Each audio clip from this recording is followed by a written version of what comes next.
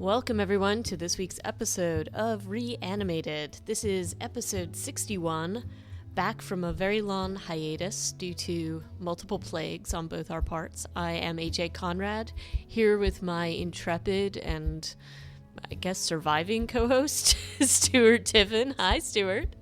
Good morning, AJ. I guess if I was your surviving co-host, you'd be dead and I would be the only one left. I don't know, but I'm glad you survived regardless, so, It was pretty close, touch and go there for a while. Yes, so, and thanks for all the concern.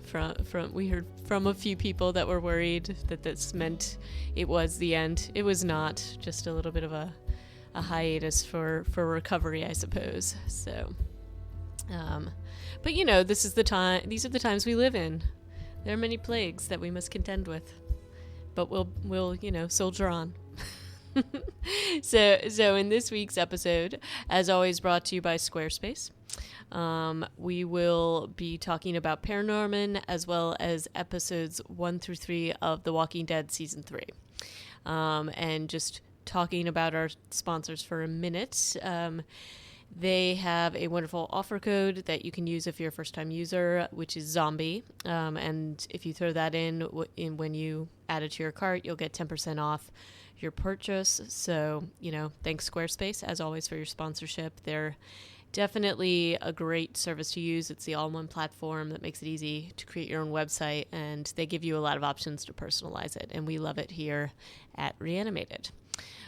So, Stuart, let's talk about your plague.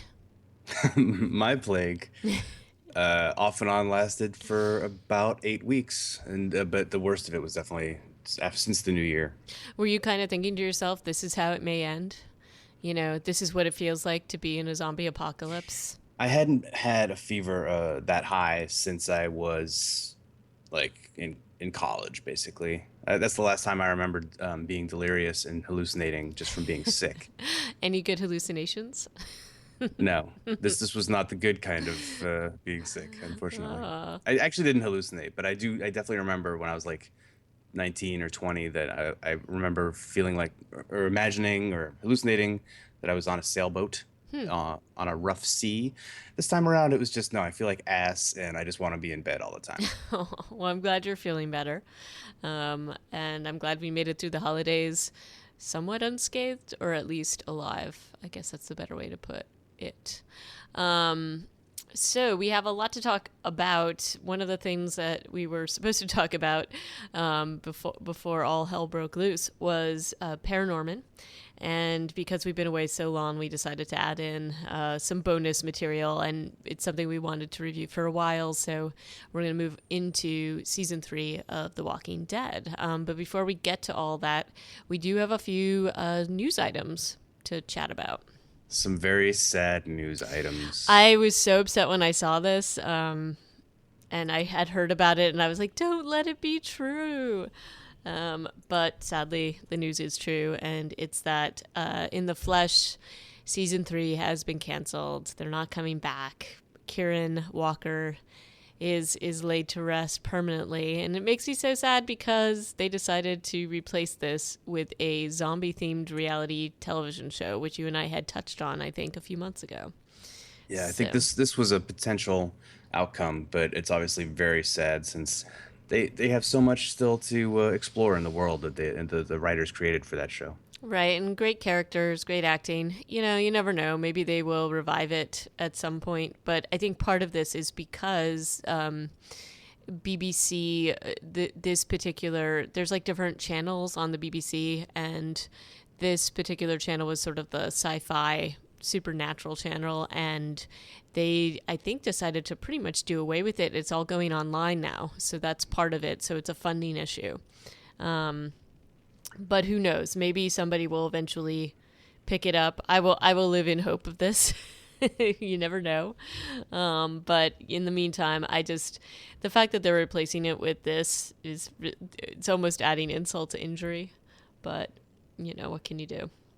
What can you do? Speaking of reality zombie shows, have you ever seen the British, what was it called? Dead Set. Have you ever seen that miniseries? I did not, but maybe I should watch it.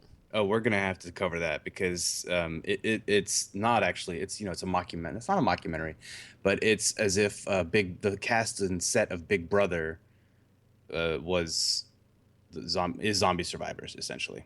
Oh, that's kind of cool. We should definitely It, look into that. yeah, it's very cool, and it's only like 4 episodes. I think each one's like an hour. But the one thing that is makes it difficult is that there's like a lot of topical kind of knowledge, like uh, let's say C-list British TV celebrities, like reality Yeah. TV stars, that we're not gonna necessarily know.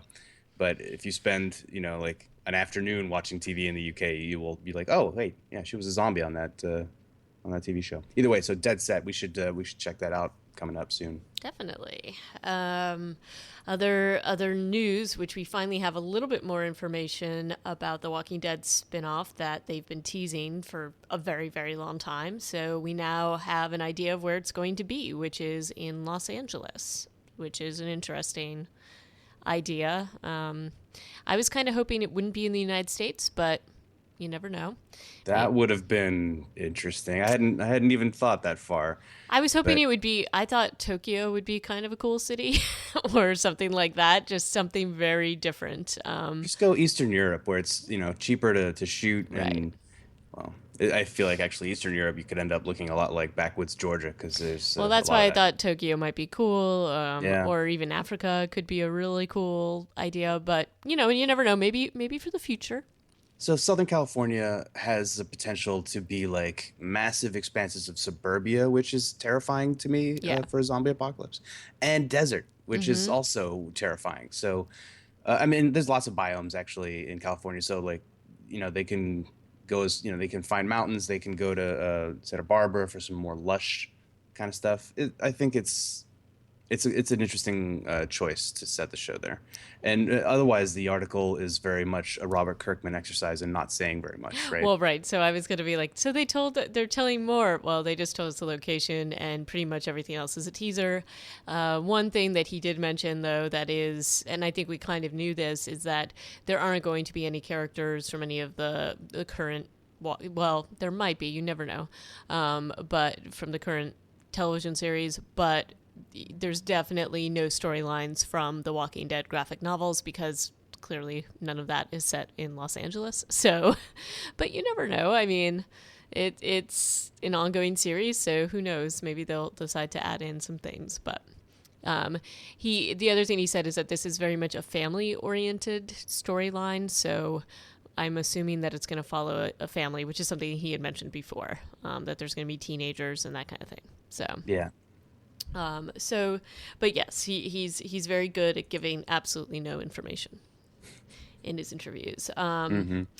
And there was also an interview with Rob Thomas about iZombie, which is the zombie series premiering on the CW in March. It premieres March 17th, St. Patrick's Day. And I thought it was a pretty decent interview, just talking a little bit about the idea and the theory behind the show, which was good. A little bit about why they chose casting. I'm looking forward to seeing the series. Admittedly, it's on the CW, so I'm a little bit worried about it being too popcorny. But I'm game to see what happens. Yeah. I thought this interview was interesting in the comparisons with Veronica Mars in the casting process, where he's like, as soon as Kristen Bell was the first of 100 actresses that I saw for that role, and I knew right away. But Rose, what's her name? The woman who's playing MacGyver, not like MacGy- MacGyver, the DIY, no. agent, MacIver. I like you call him a DIY agent. Like, Well, he he's a, kind of is, from that genre anyway. he's a handy James Bond. He's a very handy James Bond, such that it was anyway. So the showrunner describes Rose McIver as the 100th of 100 actresses that he saw before he knew he had what he was looking for. So I thought that was an interesting kind of peek into what must be horrifying drudgery of casting a TV show.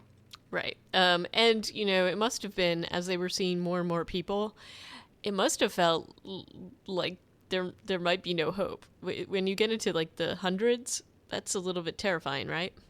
From a casting perspective, that's a God, yeah, how do you slog. keep that? How do you keep that straight? Like that's a big Google Doc, or In however they do it. however they do it. So, and he does talk about the fact that there's clearly going to be comparisons between the show and The Walking Dead, and he was pretty clear about the fact that we're not going to be outdoing Walking Dead. And then there's of course the comparisons between Veronica Mars and Buffy the Vampire Slayer, and he did say that there's it's closer to a Buffy show, which makes sense given that it's on the CW.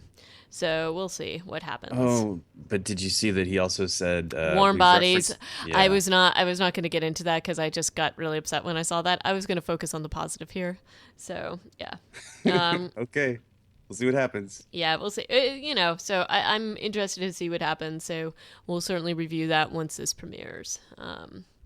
But yeah, I mean, I like Rob Thomas. I think he does some very witty and interesting writing. Clearly, I'm a Veronica Mars fan and a Buffy fan. So we'll see.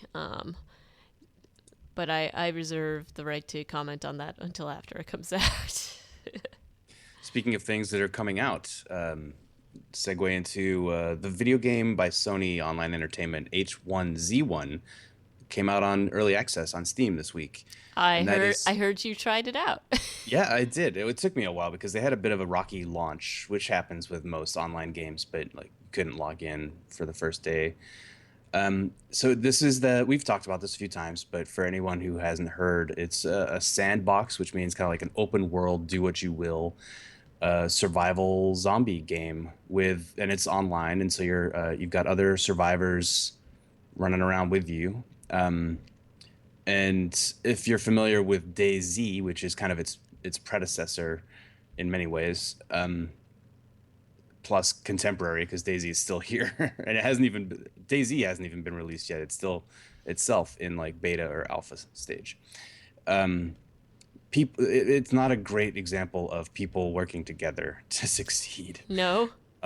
Although I should say, like, of the 5 or 6 humans that I've interacted with in this game, only one of them chopped me down from behind with an axe. So is that like a victory for humanity? Probably. In video game world, yes. That's a pretty steep victory in video game world. 20% chance of getting axed to the head from behind by a stranger on the internet. I'd say that's a win. But otherwise, crafting is a huge part of this game so far, and like you can build a base, you tear up your t-shirt and chop down a tree, and you can make some torches or a bow and arrow, and you can hunt deer. I was killed by a bear. Nice. Yeah, I like it. It's still very rough because it is in early access, which is basically kind of a new code for it's in beta. Yeah, I was about to say. You pay for it.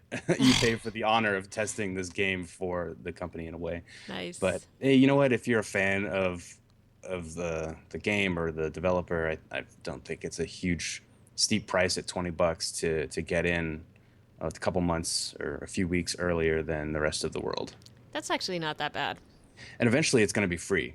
It's a free-to-play game funded by microtransactions. Like you can buy dye kits to make your t-shirt or whatever, your hat better, more attractive. And there is some, well, this is kind of like how this is some meta shit, but there is some controversy about the use of airdrops, where a C-130 can like drop a crate on the map, right. Where that's actually a paid for experience. Like you buy it for $5 or however much it costs. And so then, that's how they're gonna. Okay. That's one way to do it. And then like you have a 10% chance of a few different kind of like loadouts that come down with it. Like it could be guns and ammo. It could be stuff you need for your base, like a tarp and some brackets or something. But every time, the thing is, any other player within a kilometer can see it coming down under a chute. So it's going to be contested by other humans, as well as it becomes kind of a zombie magnet. Interesting. All right. So far, I'd say I've spent a couple hours in the game. It's a lot of fun. Heart pounding, very atmospheric. It was cool. All right.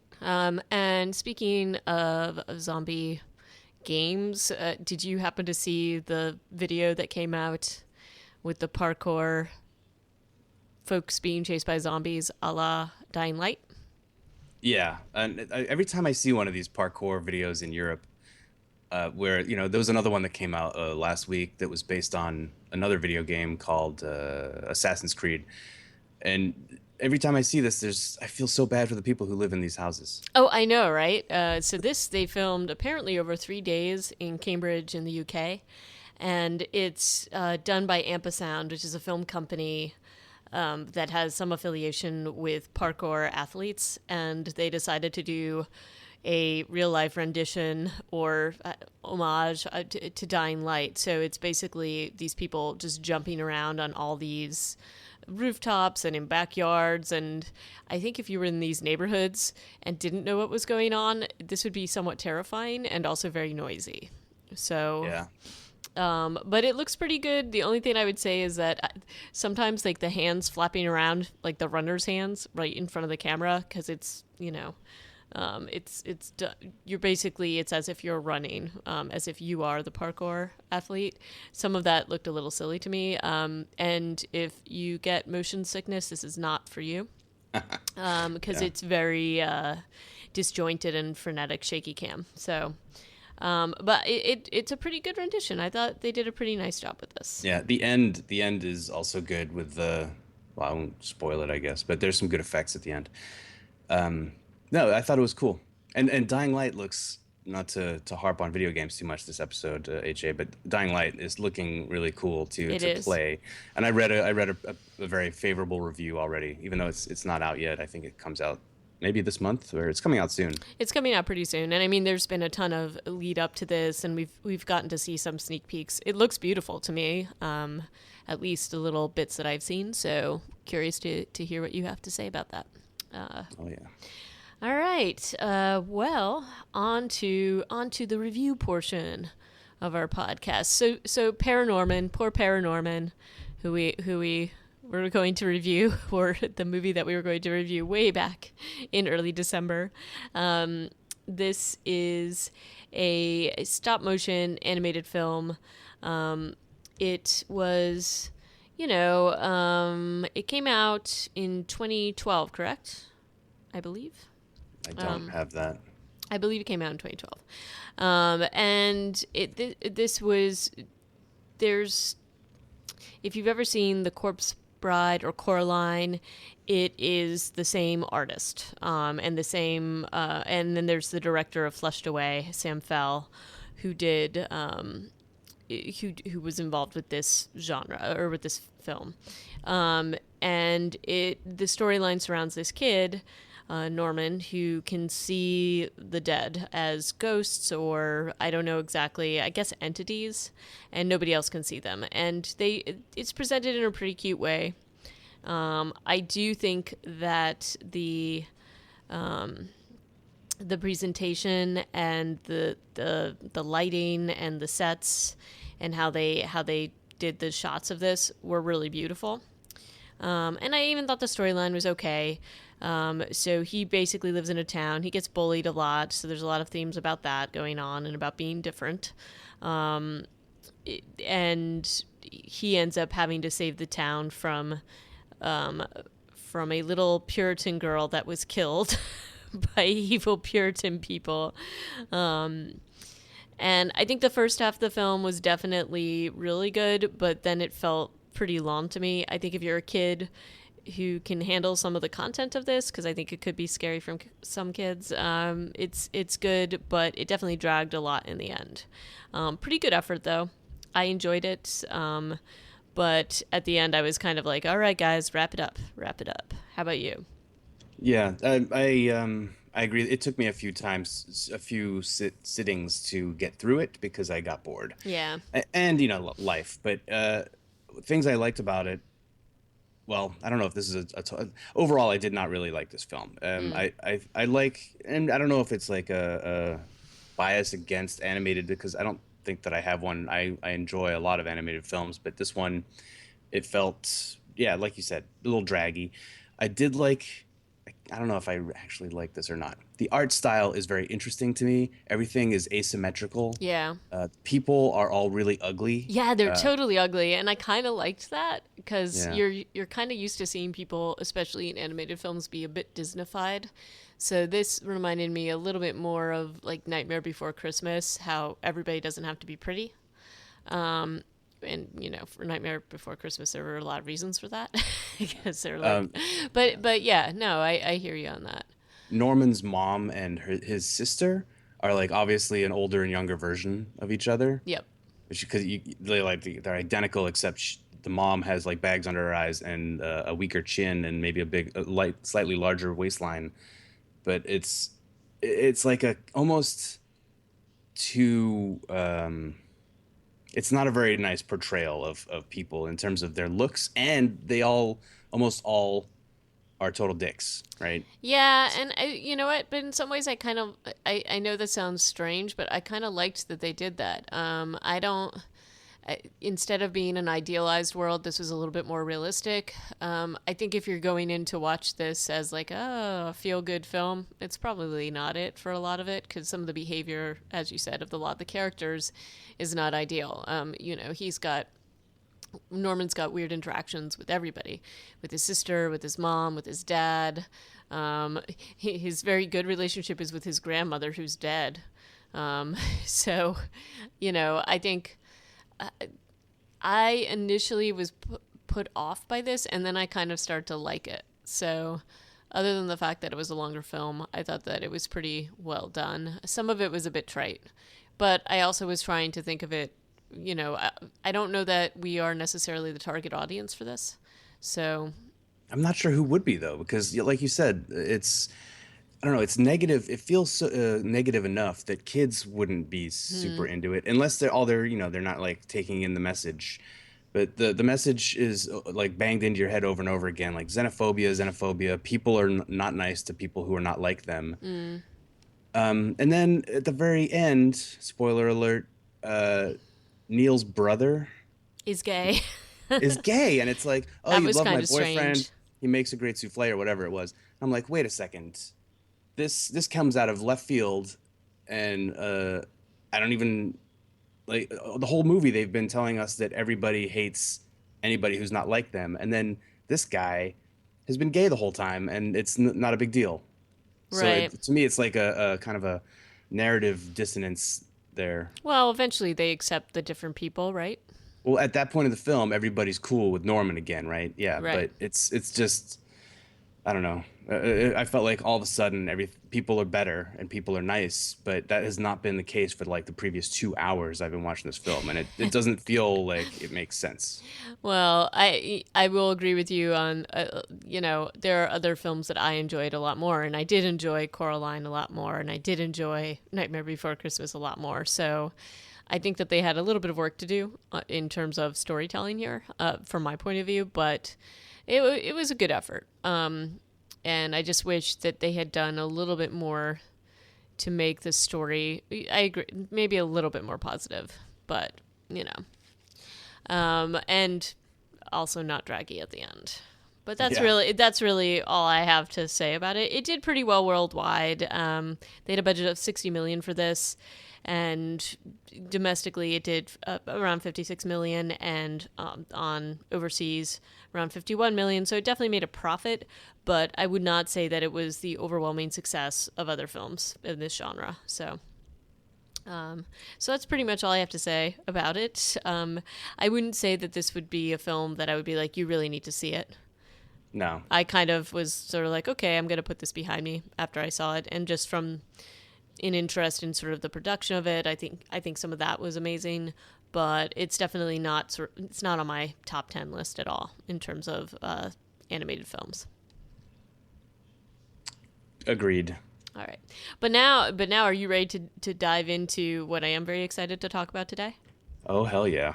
And what I am talking about is The Walking Dead Season 3. So we're going to do reviews of this as we've done for the previous seasons of Walking Dead. We're going to talk about the first 3 episodes. So So I will say that I had not revisited this since I had watched it the first time. So often when you and I are talking about these seasons and reviewing them, it's kind of nice because you can go back and then you're reminded of how amazing certain things were, or not. But in this case, I was really like, wow, this was such a good beginning of the season. Unbelievable. Yeah, And like, honestly, all three episodes, are it's really almost good. the first two are definitely a two-parter, but then Mm-hmm. the third episode is just as strong, it feels like. So yeah, I was very happy to go back to season 3. Right. And at the time that this came out, and this is following, you know, the season 2 where everybody's running away from the farm and finally they're off the farm and you're just relieved they're off the farm. And so this was such a very solid beginning to this season, and I think just set the tone for the fact that they were not going to be just sheltering in place on a farm type atmosphere, even though they are looking for shelter and they are looking for a permanent place to set up shop. But we see, because time has passed between the time they left the farm and the season premiere, we see that these characters have developed a lot since the last time we saw them. Yeah. So the first episode, which is the premiere episode, is called Seed. It was directed by Ernest Dickerson and written by Glenn Mazzara. It premiered October 14th, 2012.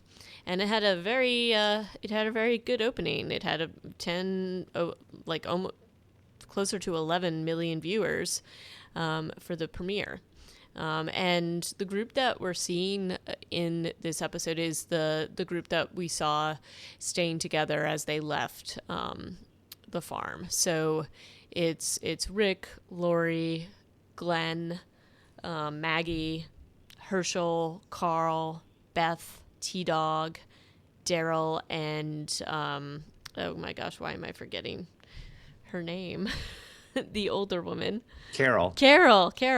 Sorry about that.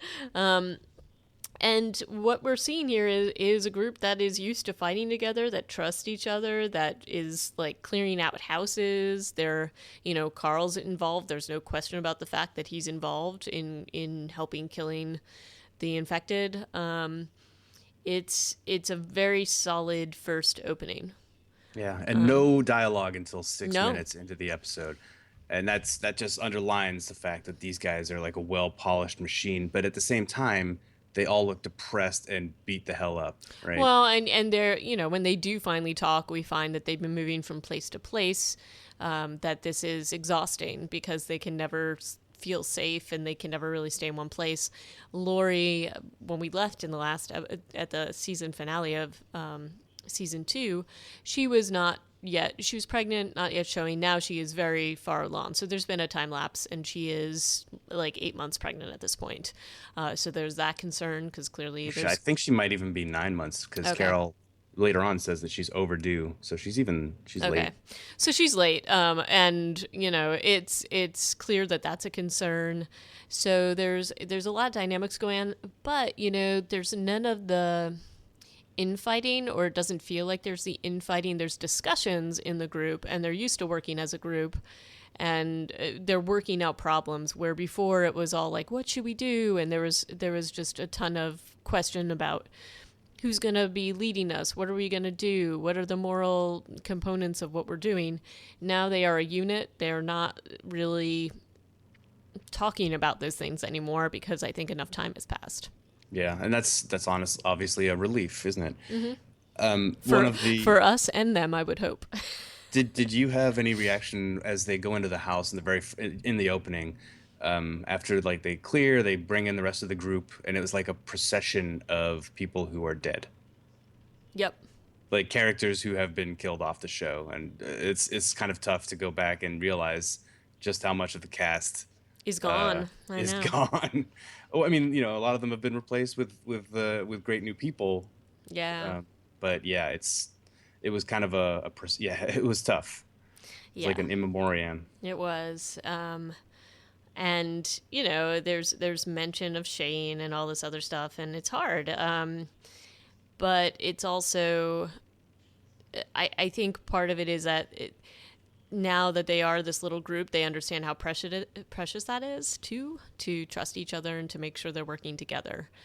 So you even see that, like, Daryl and Rick, there's the scene in the beginning when they're clearing the house and they almost shoot each other, and then they kind of laugh that off, which is like, okay, like that wouldn't have happened before.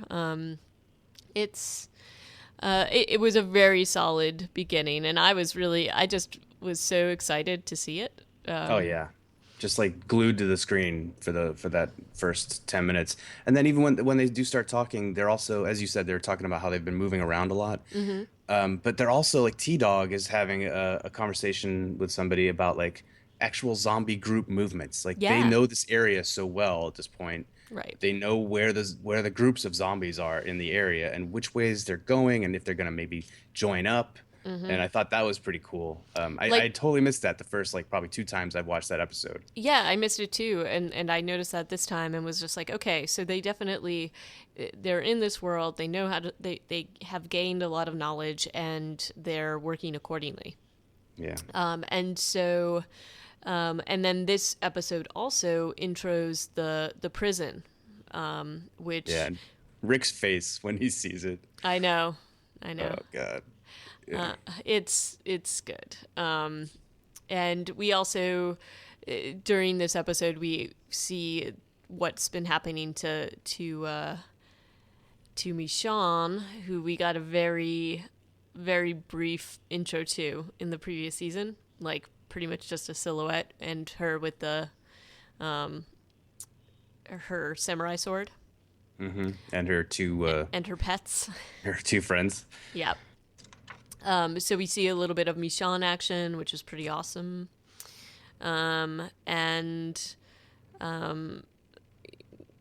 It's interesting seeing the difference between the group dynamics as opposed to somebody who's just kind of out there with one other person. Yeah. And Andrea is super sick. Yeah. Much like you were this past month. Yeah, this is what I was saying to you right before we started recording. Like watching her and how shitty she looks, that's like how I felt. And I try to put myself in that situation where you're like, basically living in a deer chiller. And really with not a lot of comfort, like when you feel that sick, all you want to do is be in bed. She's lying on concrete. I know. Yeah. She's like, I just wanted to be in some sunlight. Very rarely do I feel bad for Andrea, but this was definitely I felt really bad for her. It sucked. I did too. So it was interesting seeing the difference between their existence and the existence of the group, because even though the group is, it's clearly not an easy existence, they do have each other to rely upon. I also particularly enjoyed the banter between Daryl and Carol on top of the bus while they're hanging out. That was hilarious. So a nod to the shippers in the audience, I guess. Like, are they going to get together? And clearly they're not. Like Daryl's just like, shut up. Because she's like, you want to screw around? And he's just like, oh my God, stop being ridiculous. So that was pretty awesome, I thought. But then there's also the logistics of clearing the prison, or the idea of clearing the prison, which I thought was a really interesting part of this, to watch how they are working as a group and planning as going forward. They have a fight formation. They all understand what each other is doing. There's an enormous amount of trust within their group. Do you really feel like this is a group dynamic or a Rick dynamic, though? Because he's coming up with all the plans. He's definitely still calling the shots. He is calling the shots, but if you even look to see how they are working together, it is a group dynamic. Because, Carol makes a mention that she didn't think Rick would be able to get them this far. So I think that there's an acknowledgement that he is the one leading, but without trust in each other and trust in, working with each other, especially as you watch them clearing the zombies, it just wouldn't work. So maybe it's them all agreeing to follow Rick, that there's an acceptance of that. I'm not sure. But it's also, one of the cool things about when they are going into the prison yard to start clearing out the zombies in the hopes that this will be a place they can shelter, is when the guards in the riot gear come out, and they don't know how to kill them, or they're difficult to kill because they're all, you know, they're all suited up, and then Maggie's like, all right, you just stab them up through their chin, and then everybody's Yeah. like, okay, let's do that. It's kind of funny. I thought it was kind of well, and actually Holly was watching this with me, and she was like, "Wait, were they not badasses before?" She's basically watching this and thinking like, "Why does it take them so long to figure out that you just have to stab them up through their chin?" Yeah. Because obviously, season 5, Lori or not Lori, Maggie, she wouldn't be like, "Oh my God, did you just see what I just did? That was amazing." But this is different because this is still early days. So. That's the thing, is it kind of reminds you that even though, okay, they're way more badass than they were in season 2 with their whole silent house clearing, they're still kind of figuring out Right. And it's not how very to be badasses. and it's not very often that they're coming into contact with zombies dressed up in riot gear. Like all the ones that they're coming across are dressed in like overalls or ratty dresses. Like they're not Yeah. they're not wearing helmets and that kind of thing. So that was kind of cool. Again, as I was watching this episode, it made me miss Herschel an awful lot. He was such a great character. So, you know, he was just he adds so much to it, but it's also interesting because we don't see any of the dynamic between him and Rick. It's clear he's following Rick now, and we saw that toward the end of season 2, but it's very clear that Rick is the leader. There's no battle for that at this point. Mm-hmm. What'd you think of Rick and Lori's dynamic in this episode? Well, there's a lot going on with Rick and Lori. Clearly, we know from the previous season that there's a question about whether Lori is carrying Rick or Shane's child. It's probably Shane's. And Rick is just kind of like, look, I'm gonna fight for you. I'm gonna defend you, but we're not really okay. And in some ways, I'm like, all right, I guess he's justified in that. But in other ways, it's like, okay, we're in the middle of a zombie apocalypse. Either get over it or don't. But it seems sort of strange to have that going on and even be sort of a focus. But I don't know. It felt a little silly to me. I was just very happy that they didn't linger on it and that there wasn't a lot of time dedicated to it. You see the exchange between them, and it's pretty quick here and there, but it's not like a long, drawn-out emotional thing that they make everybody suffer through. I don't know. I one thing that did kind of bother me about these episodes was how much Lori is kissing his ass all the time. Yeah. And his reactions. I don't know what it is that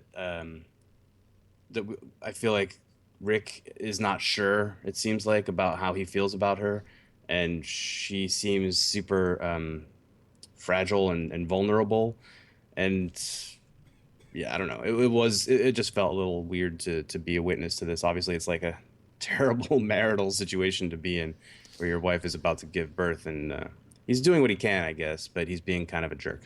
Well, he's being a jerk. I think what bothers me a little bit about this is that in season 2 we hear a lot of him talking to Lori about it doesn't matter whose kid it is. Yeah, exactly. And then something's happened since then. Maybe it's because he killed Shane and he feels guilty. And again, like, Lori was told that Rick was dead. Rick knows this. It's not like she was out cheating on him. Although, in the graphic novel, there's some implication that perhaps something was going on before all of this went down and before Rick was in the coma. But that's not something that they really touch upon in the show. So, and they were having some marital problems in the show. It doesn't say exactly what. We saw that in season 1. There's like a little flashback between him and Shane when they're talking about that. Yeah. But it feels to me like he had come to some sort of a decision about the fact that they were going to be husband and wife. They're going to be okay through this. So what changed between then and now? I don't really know. So I agree with you. I think it's a little annoying, but I think part of it is to show some sort of strife there. I don't know. Maybe it's to make you feel better when stuff happens later on this season. Maybe, yeah. But yeah, they made her. You and I have talked about this quite a bit, but they make a lot of the female characters just so dislikable in the show.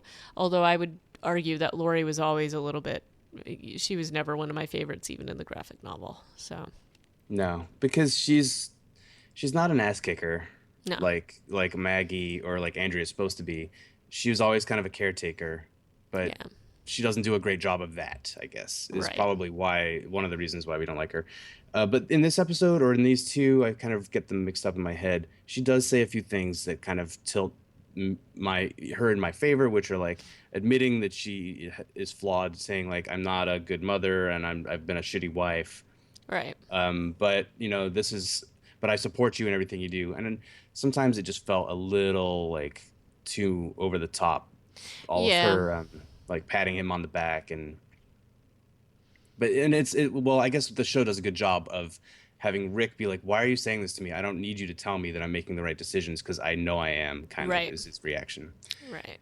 But yeah, the prison gets cleared super efficiently, or at least C block, Yeah. and I really, it's really cool to see like Carol walk into a prison cell and just be like grinning ear to ear because this is the best they've had it in 8 months, basically.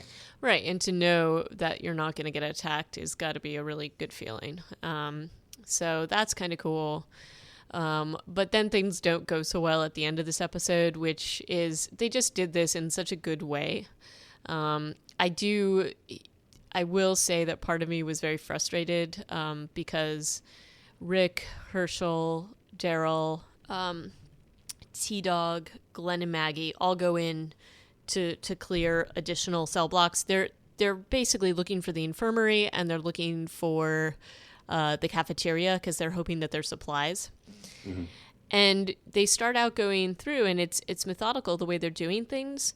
But to me, when they finally start seeing some of the zombies show up, like the prisoners and whatever, and they suddenly start running and they start going like, "Oh my gosh, we got to get out of here." Well, part of me is like, "Well, what did you expect to find? You're going in there to clear.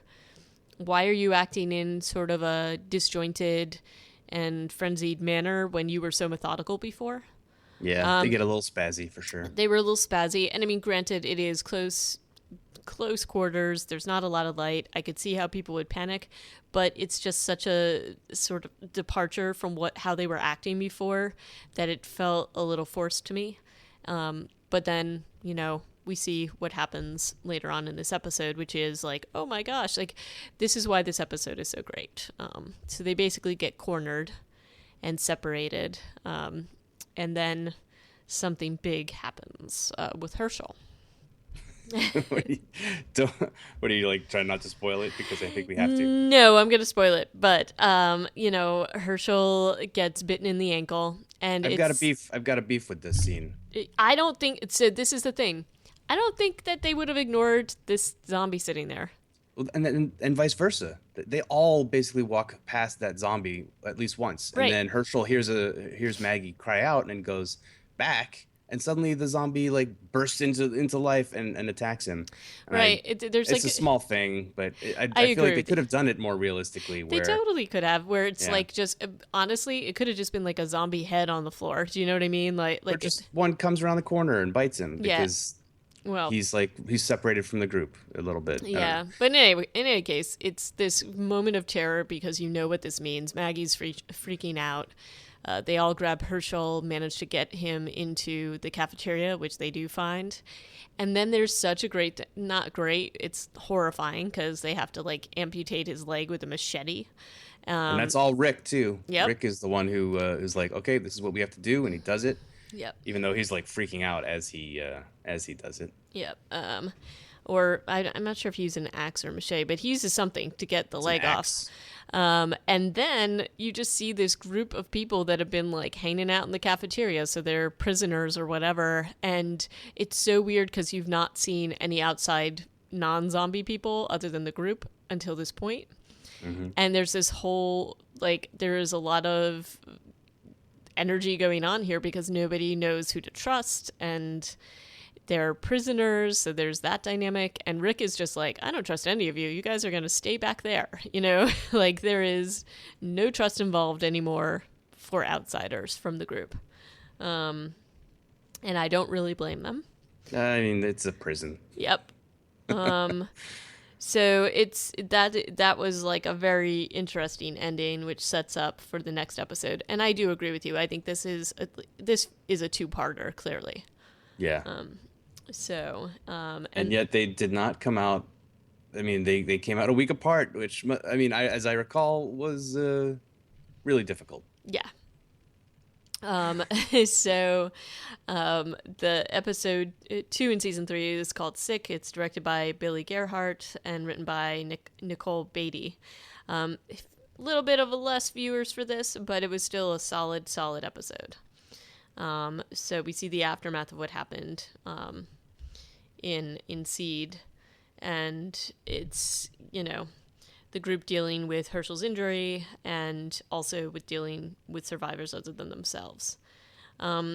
This is, I feel like we really see how Rick changed in this episode from the previous 2 seasons. With his, what do you mean, the way he deals with Tomas eventually? Yeah. And the other guy? Yeah. He's just like, he doesn't really want any of these people near his people. He's kind of like, you guys stay on your side and we'll stay on ours. He doesn't want anybody in his new group. He's just like, I can't really trust you. Even if some of you seem kind of nice. So. And what is this? This is like predicated on that one interaction in the bar, basically? I think so. He had the incident in the bar, which everybody remembers, which was when he and Herschel were coming to an understanding. And, I think he's just come to the conclusion that he knows the people he can trust, and he's not going to let anybody else threaten the well-being of anybody in his group. So that's that. Yeah. So it's a pretty tense episode, but it's also, it slows way down, right, from the first one, which was like, okay, clear the prison, go here, go there. Now we've got like long kind of stretches of scenes with Herschel struggling to stay alive, and everybody back in the cell block like basically working on him and making sure if he does turn that they're ready to kill him, or at least a couple people are. Right. And then a lot of people are just trying to save his life. But that's like kind of, it slows down. But then you also have the other storyline of Rick taking the prisoners to another cell block to clear it out in return for half of the food in the cafeteria, which is a lot of food. Right. But on the other hand, it's, in this way, they are pretty fair. I mean, I think Rick could clearly take all of that stuff from them if he really wanted to. And he just feels like, okay, they've been here and they've been waiting and sheltering. So, hey, I guess if we're going to be dicks about it, we should make sure that they at least have food. And so he's fair about that point. Yeah. And then there's all sorts of stuff going on with Rick and Lori again. I did find their conversations super tiresome, but what can you do? Feels like there's more important stuff going on right now, so I was sort of annoyed by that. T-Dog is definitely being showcased in these 2 episodes. Well, yeah, and actually, I do remember while watching this, I was like, he's going to bite it pretty soon, because the only time they showcase a character that has had very little to no exposure, like who's just sort of like there, is when they're going to like make them bite it very soon. So especially, I mean, he's painted as everybody in Rick's group in a way is, except Lori, I guess, and just as like, he's totally capable, he's stepping up. He's a part of that team. He's part of that well-oiled machine. And he has a few lines. Yeah, but it's so rare. I definitely was like, my bets were on him. I didn't think, that like I was like, it's gonna be soon for poor T-Dog. And then in this episode we don't really see Andrea and Michonne. They focus it all on the prison and the group in this case. So, and I think you kind of have to, just because of where they're going with this. And where they're going with the next one, yeah. Right. So yeah, that is, you know, that's basically what this episode involves, right? That's pretty much it. Well, you have the ultimate showdown with the inmates too. Well, yeah, but not. I don't know. What? What?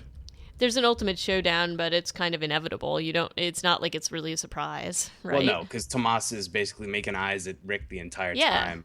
It's definitely, you see the writing on the wall, but what's really the question is who is going to be salvageable from this group of inmates, and Right. I guess you have an idea that it's going to be old Ginger Mustache and Mr. Sensible and maybe Big Tiny if Big Tiny had made it because he seemed like a nice guy. Right. And I also was wondering because the prison piece in the graphic novels has a decidedly dark, even much darker bent than they're showing here. Glad they didn't go back to that. And Honestly. it was so upsetting. In the graphic novel, they have somebody who is, he sort of, he says he's in prison for like white collar crimes, and in fact, he is a pedophile killer and rapist, and it's and he does do those things to some of the survivors of the Grimes group, which is just so upsetting. So I was very, very happy that that's not the direction they chose to go in here. So Yeah, doesn't he kill like Tyrese's kids in yeah, the he killed. comic book? Yeah, and it's really dark and awful and Yeah. just upsetting as all hell. So I was, while I remember while watching this the first time, I'm like, oh my god, are they going to do that with this? Because I really don't want to see anybody in the Grimes group die, Yeah. and die in that way. Because I mean, who's the only people you can think is like Beth, right? And maybe Carl, but they're not going to kill Carl. So you're like, it's going to be Beth. And so every time they sort of were like showing Beth on her own, I'm like, God, no, don't do it, you know? So Yeah. anyway. Yeah, I'm happy they didn't go there. But yeah, and I guess it's good that Tyrese isn't on the show yet because otherwise he would have been a contender for something terrible to happen to him. Right, right. But again, two very solid first episodes. I was so excited about this season, and now I'm even more excited to watch the rest of it because it's a pretty active season. There's a lot of stuff that happens in season 3. One more thing where Lori gets points in this episode is She saves giving Herschel Herschel. CPR, which is insanely brave, putting your mouth on a person's mouth who has stopped breathing in the zombie apocalypse. And the show totally gets a cheap scare out of Herschel's waking up animation or whatever. Yeah, yeah. Like throwing an arm around her. And even though I had seen it before, I was still nervous, even though I knew that he comes Yeah. back, but not. Well, it's a very tense moment. Like anytime you've got like this person could die on the under care situation in this show, you're like, well, and then they might just fucking turn within seconds. Right. You never know. You never know. And it's solid. It's a really good first 2 episodes. Oh yeah. And first 3 episodes, because episode 3, are we ready to talk about that, or did you want to add anything else? No, yeah, totally. I was worried that 3 was gonna be a letdown, but then It definitely wasn't. from the opening moments, there's a helicopter. You're like, what is going on? There's a helicopter. There's soldiers. Yeah, such a good episode. At first, when I saw the helicopter, I wasn't sure if it was a flashback or not, because often when you see that, Yeah. you think that, it's going to be from before, because we haven't seen any technology like this in a while. Wasn't there a helicopter in season 1 that they saw in Atlanta? Yes. Yeah, Yes. and I thought maybe it was that, and I'm pretty sure that the comic book used a helicopter, kind of flashback, in the panels to show how herds form. Right. They did do that. Yeah. So I wasn't sure if that was what they were doing here, but yeah, that was not the case. But we see it crash, and we see that there's a lot of big stuff that happens in this episode. Yeah. A lot. So the biggest thing is the introduction of the governor, who's played by David Morrissey, and What an amazing episode to introduce him in. And yes. like you don't really know. You're like, he seems like a totally cool guy for most of this episode. Like if you had not read the graphic novels, And just Yeah. for intro to this, you're like, oh, this is an interesting new take on it. And this guy's all right. He's started this community and it's everybody working together. And look at how successful they've been. And Yeah. there's such a, so, you know, it's, you're kind of there's a big distinction too, because you've got the governor, his team of people, how organized they are, and that's a pretty big contradiction in seeing what's been happening with Rick and the other group at the prison and what they've been contending with, because they're barely surviving. Yeah.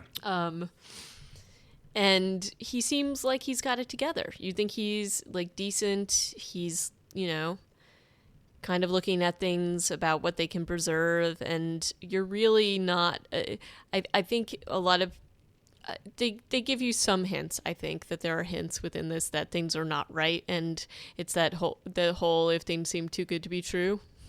Well, yeah, I mean, Woodbury with its like Benetton ad, people dressed like they're at a garden party is Weird. very, very weird.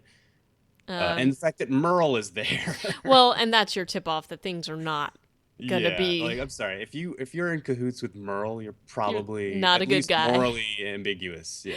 Right, unless Merle's had some sort of huge sea change going on with his personality, which I was not going to imagine had happened. So And and then there's a scene where Merle is basically put in line by the governor. Like, he's scared of the governor. That is a huge sign right there. that the governor is probably someone you need to watch out for. So yeah. Absolutely. So, but the whole thing about this episode that I think is, like seriously creepy and like, so we have the whole helicopter crash, and there's a survivor from this crash, Wells, and it's really, this guy is like, he's telling the governor and his men what happened, like what happened with his squadron, what they've been doing. And so, you have this whole idea that the governor is going to be helpful, that they're actually going out and they're helping survivors. And we see this like, that's sort of the indication that this is a sanctuary. At least that was my initial thought, that Woodbury was a sanctuary.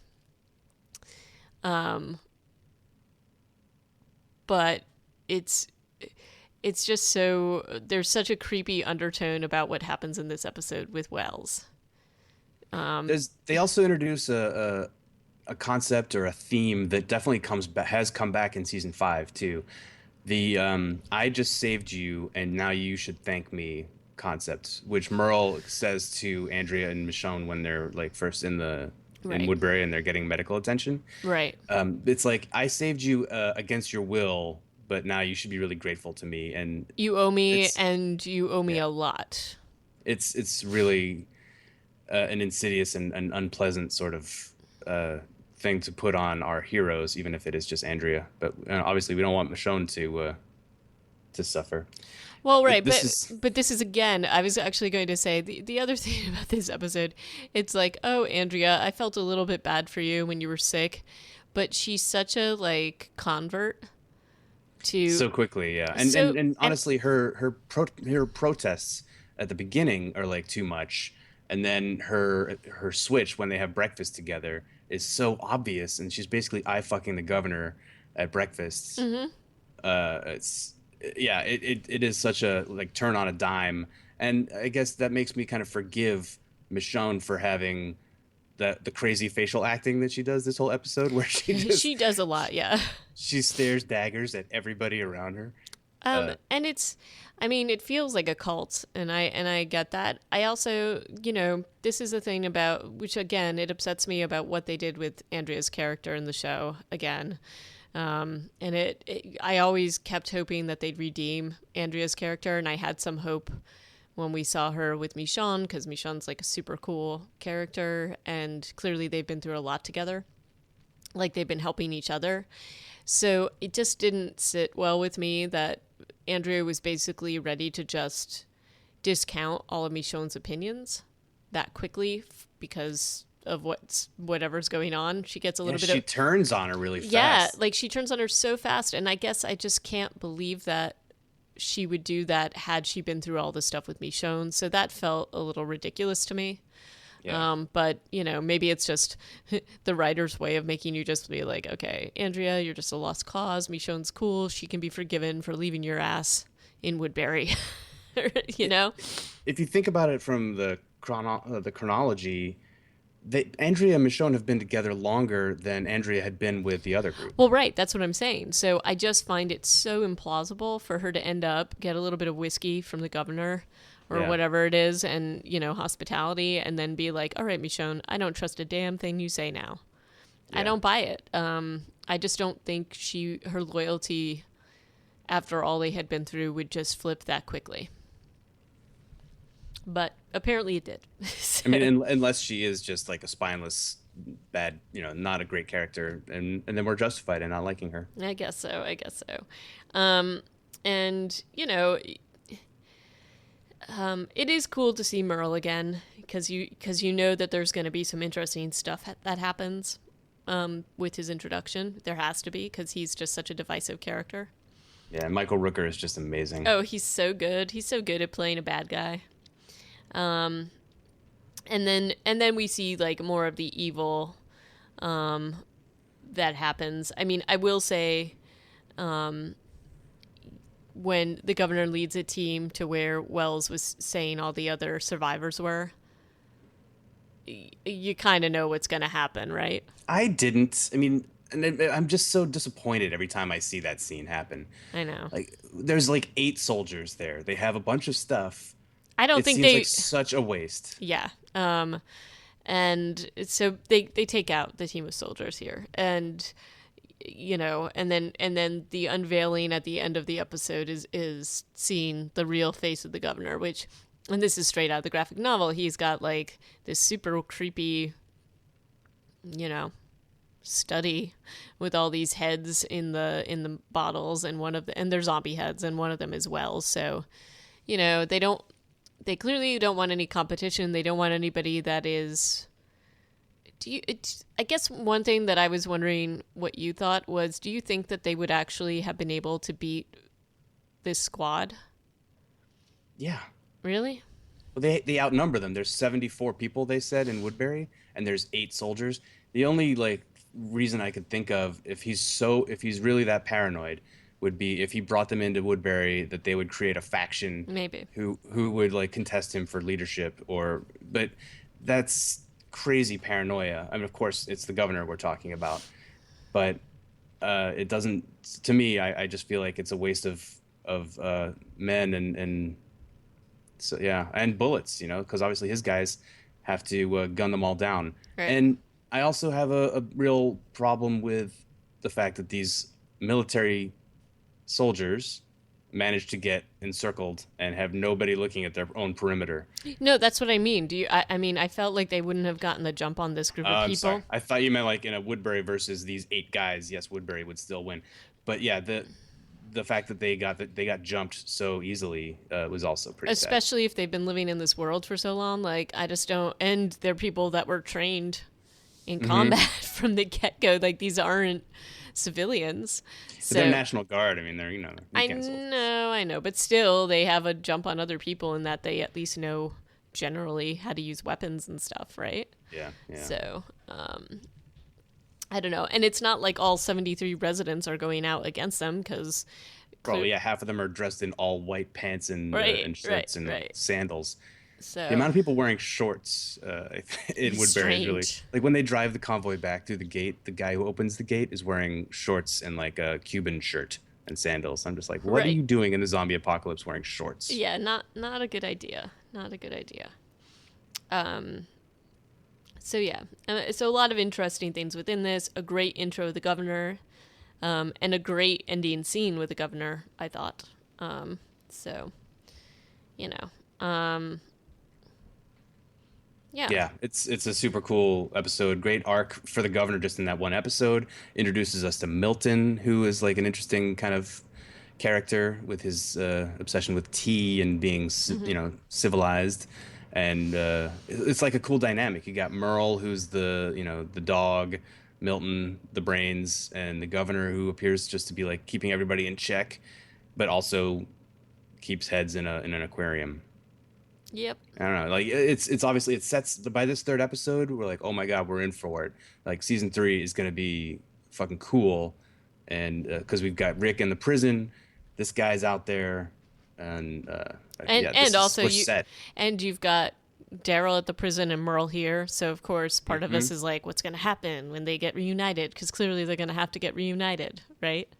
There's that too. So yeah, I'm excited to watch the rest of the series.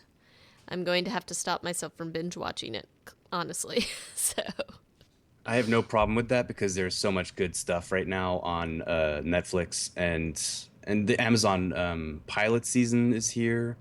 I don't know if you've seen Man in the High Castle. I have not, but I will watch it now. Oh, it was a lot of fun. It's based on a Philip K. Dick novel about if the Axis had won World War II. I've read the story. Yeah, so that's cool. Is it just a short story or a novel? I hadn't read it. I think it's a short story. Philip K. Dick does a lot of that. Yeah, well, I thought it was really cool. It's gotten, Slate didn't give it a good review, but Slate hates things that I love, so. Yeah. So that's cool, and sorry, Marco it's a Polo novel. has been cool on Netflix, which I enjoy that series. All of Friends is on Netflix now. I don't know if you've been diving into 90s nostalgia like I have. But all of Friends. I started to watch it, and it's a little painful to watch, but you like it now? Of course. Like those outfits. I'm wrong. Man in a High Castle was an actual novel, so I was confusing that with another Philip K. Dick, novel. But you should definitely read it if you have not. So. Well, I don't want to maybe spoil the TV show, but yeah, okay. I should put it on my list at the very least. But yeah, back to Friends. Yeah, I started to watch it, and I was just like, oh my gosh, like this is tough watching.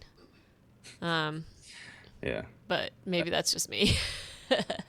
I love all the anachronistic, references to like telephones and voice answer machines, and it's a lot of fun to kind of dip back into that world and see how young all of them are too. It's crazy. Oh, I know, they're babies. So, yeah, I'm gonna have to check out some of that stuff.